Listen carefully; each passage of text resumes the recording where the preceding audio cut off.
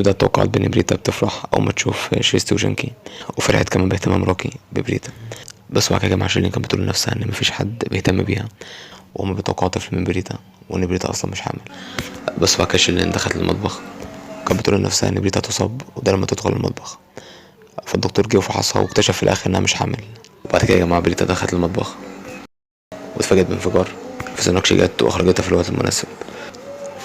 وبعد كده سوناكشي قالت لبريتا انها شافت شيرين وهي خارجه من المطبخ انها بتشك فيها.